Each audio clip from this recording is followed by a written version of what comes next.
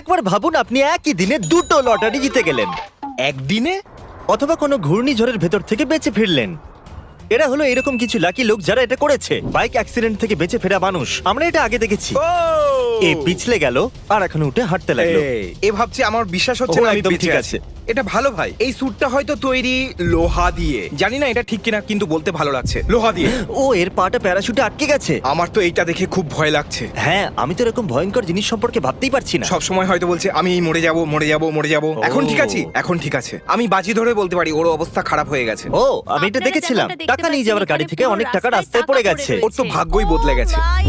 এমনিতে এরা এই গাড়িটাকে লুট তো করেনি, তাই এই টাকাগুলোকে তুলে নেওয়া ইল্লিগাল তো নয়, তাই যদি না? তুমি কোনো কিছু করতে গিয়ে ধরা পড়ে যাও তাহলে ওটা ইল্লিগাল। যদি আমি হতাম তাহলে আমি ওখান থেকে টাকাগুলো কুড়িয়ে নিয়ে গাড়ির ওপর বসে পালিয়ে যেতাম। সব টাকা টিকটক নিয়ে। বানাতাম না। এই লোকটা রোড ক্রস করছে। ও আরে বাবারে! এটা তো ওই অ্যাপের মতো লাগছে যেখানে